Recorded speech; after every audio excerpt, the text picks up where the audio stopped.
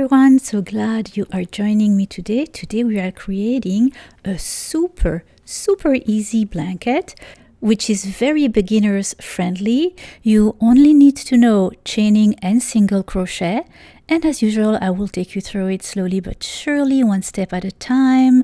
It is a super nice blanket that is reversible. You don't need to line it. It is as beautiful on one side than the other. You can choose the yarn of your choice, thick or thin. Thinner yarn, you will have more chains at the base of your blanket, and thicker yarn, it will be less chains and it will go faster.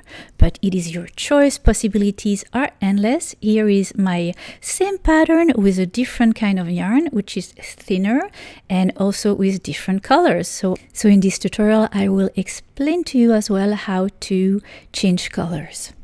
So yes, I love it so much. It is snuggly.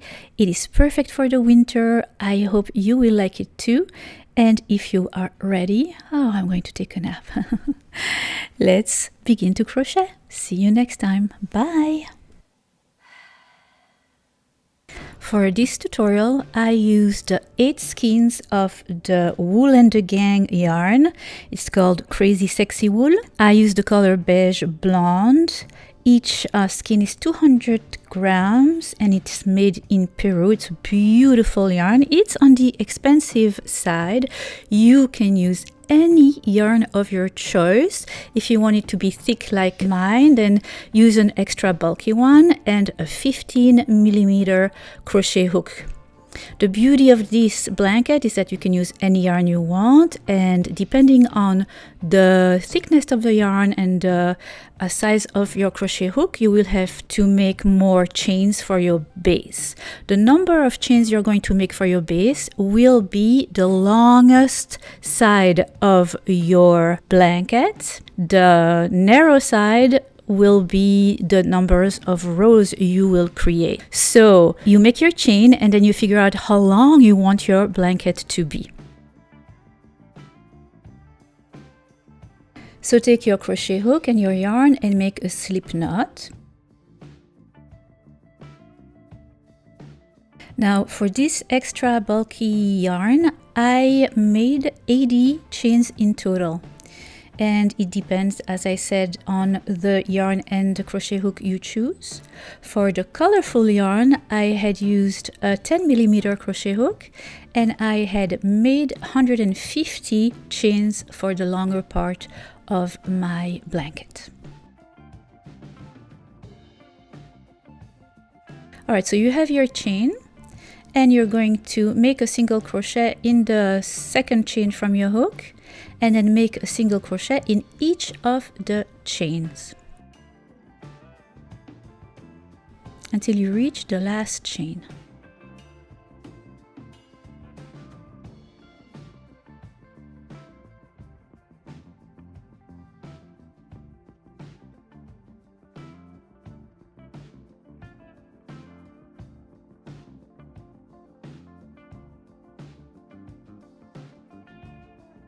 All right, so this is your first row and we are reaching the last chain, and in the last chain you're going to make a single crochet and then you're going to chain one and turn your work.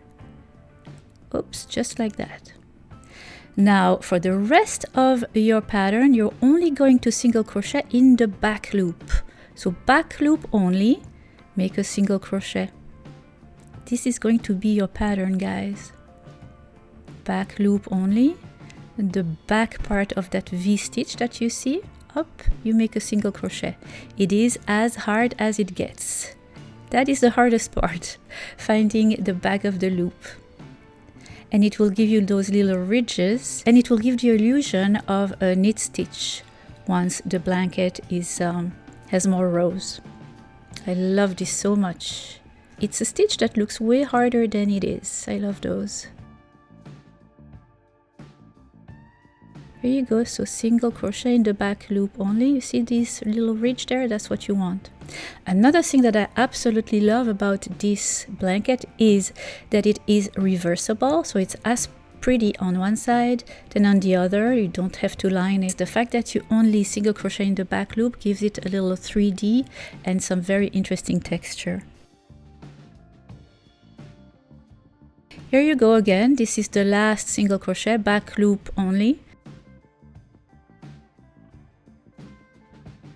And that's it. You just chain one, turn your work around again, and the same thing in the first stitch, which is, you know, not the chain but the stitch, the first stitch right there. You do a back loop only single crochet. Voila, it is as hard as it gets. What do you think? And I will also show you how to join two yarns. So when you're done with one skein, I'll show you a little later how to join seamlessly. It's my favorite way of joining yarn. I had already showed it to you in another tutorial. I thought it would be pertinent to show it to you again, especially for this blanket, so you don't have things that you know, hanging ends of yarn that you need to sew in. All right, so we continue like that for as many rows as we want. The amount of rows that, oh, my phone is there, seriously, I know. The amount of rows you will make will be the width of your blanket.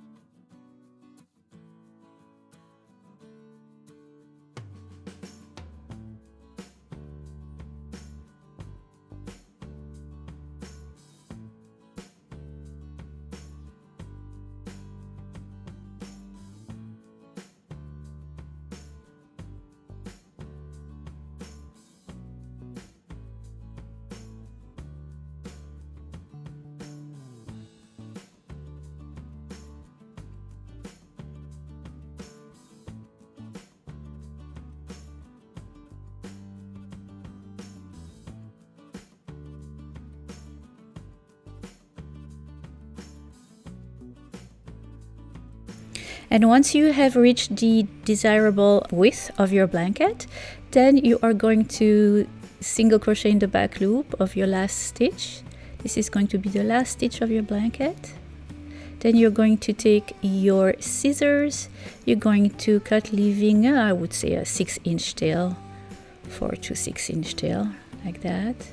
And you will take your tapestry needle and you will sew in the loose tail. This stitch is not only beautiful, but it gives your work a little stretchy feeling. I really love it, and this yarn is just perfect for this blanket. But I think it will be very pretty with any kind of yarn you choose. Any color, you know, the yarn of your choice, the texture of your choice. Really nice. All right, so I'm sewing the tail at the inside my work as seamlessly as I can. And then I will take my scissors and cut.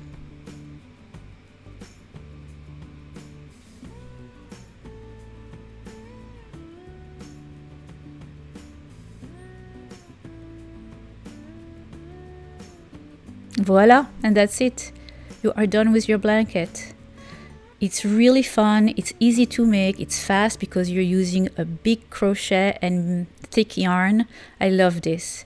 So this yarn here I made, it's exactly the same pattern, just with a smaller crochet, 10mm this time. And the yarn is, I would say, a heavy Aran weight. Yes, and I used all the leftover yarns that I had, and it made this beautiful, beautiful blanket. What else can I tell you about that? Yeah, so here it is really important to know how to join your end yarn with the new yarn seamlessly. If not, you're going to have a lot of little strings hanging. So I will show you how I do that. It's super easy.